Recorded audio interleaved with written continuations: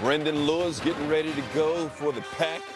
Nevada, Mountain West action against Air Force, accounted for 2+ touchdowns in 8 of his 10 games this season. See how they can finish the season strong. Coming up, as we welcome you to the FS1 College Football Extra, sponsored by The Fender. It's Mike Hill, Emmanuel Acho, Coach Chris Peterson hanging out with you. Saw Baylor get the big win over Houston 20-10, and you heard the announcers talking about that. It's a lot of what ifs in this game. What if that Hail Mary hadn't worked for Colorado? Baylor's now won 5 in a row. An amazing job that Dave Aranda has done to keep his team in the mix in the Big 12. Every time a Big 12 game comes on, and it's just crazy what's going on in this league. Like, you can't predict anything, this being one of the stories. Dave Aranda has done a great job starting out on a losing streak and then winning the last 5. He had to make some hard decisions, move on from some staff members, which that is crushing and hard to do.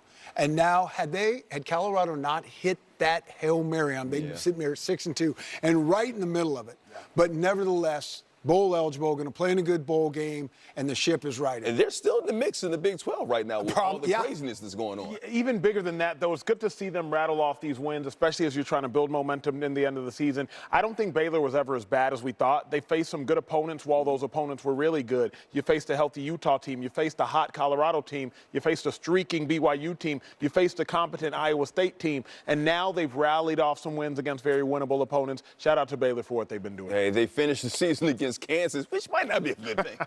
Well, that's what we think, but just wait. Exactly hey, right. Kansas, we'll show you what Kansas is able to do against Colorado.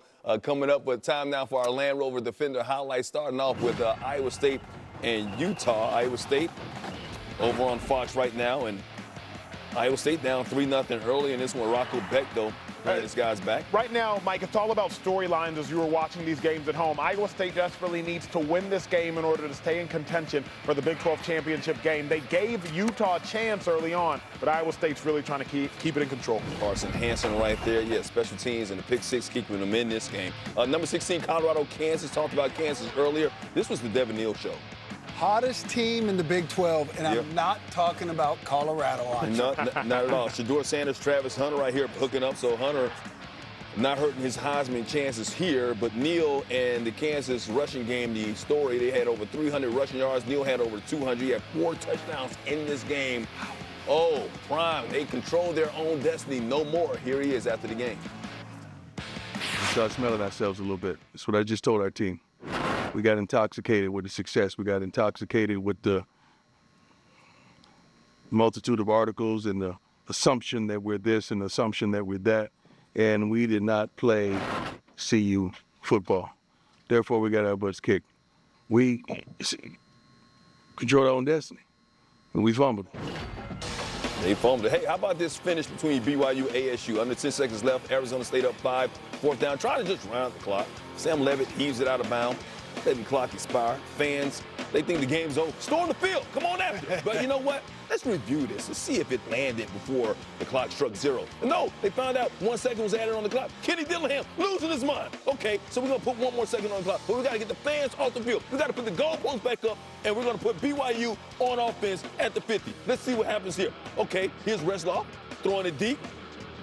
Goes, it's inside the 5. Chase Roberts catches it. Down to the 2. Arizona State holds on 28-23. Here's Kenny Dillingham after the game. We won the football game. We beat another ranked team in in Mountain America Stadium, right? And this is all about the guys. I mean, these guys battled, these guys fought, these guys found a way to win, and it doesn't matter whatever happened at the end, it happened. You know what? We got to rush the field twice. How about that? We rushed the field 3 times this year. That's pretty cool. Not many people get the opportunity to do that. Come to Arizona State, because there's going to be a lot more of that coming forward. How crazy is it in the Big 12 right now? Absolutely nuts. Dillingham losing his mind on the field, happy afterwards. That's what I'm laughing at. He is a crazed man, and then 3 minutes later, he's happy Sky America. Because his team right now on top of the Big 12 with the win against BYU. Colorado still in the mix. 4 teams right there. Still in the mix. Iowa State look like they're going to win, so they're going to go to 6-2, it appears. But other teams are still in it right now. I mean, look, wow. That last play, though, let's go back to that. Dillingham was obviously upset. They throw the ball out of bounds, 1 second on the clock. Should there have been intentional grounding, which would have put BYU in a better position for that Hail Mary? I think so. Really, that play is called sprint right, chuck it. Everybody has it in their playbook. Quarterback takes the ball, sprints to the right to buy time, right-handed quarterbacks. Problem was they're on the right hash, and he did not sprint right. Okay, so he throws it too soon, doesn't take enough time off the clock.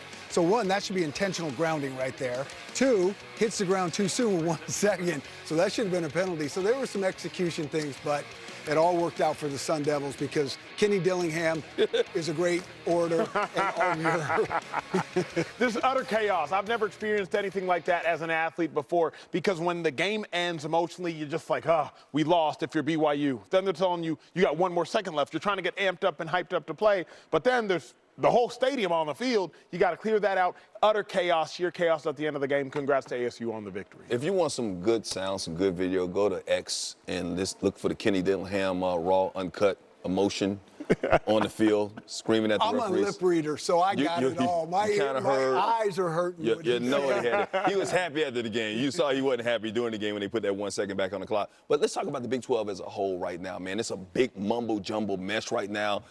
But what team do you feel like is the best team in the Big 12 right now? The more important word for me is what team is the hottest team. As you get to the end of November, it's no longer about the best. It's about who is the hottest that is currently still in the running. Arizona State. Arizona State, they've knocked off BYU. Arizona State, they look like they're streaking. Meanwhile, Colorado got bludgeoned by Kansas. BYU lost to Kansas, and they lost to Arizona State. Iowa State 2 weeks ago, they took a loss. Arizona State, to me right now,